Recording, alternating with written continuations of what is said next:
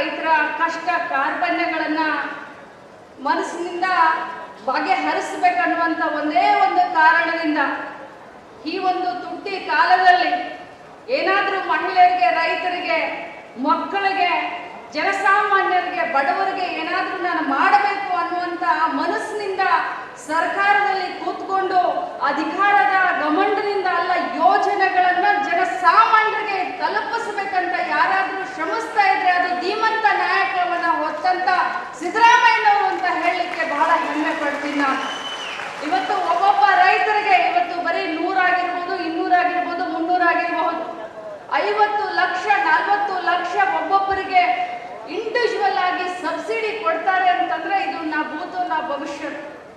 ಚೆಲುವನಾರಾಯಣ ಅಣ್ಣನವರು ಭಾಷಣದಲ್ಲಿ ಹೇಳ್ತಾ ಇದ್ರು, ಇದು ಕೃಷಿ ಇಲಾಖೆ ಇತಿಹಾಸದಲ್ಲೇ ಪ್ರಥಮ ಬಾರಿಗೆ ಇಷ್ಟೊಂದು ದೊಡ್ಡ ಸಂಖ್ಯೆಯ ಒಂದು ಮೊತ್ತದಲ್ಲಿ ಸಬ್ಸಿಡಿ ಸಿಗ್ತಾ ಇದೆ ಅಂತ ಹೇಳಿ.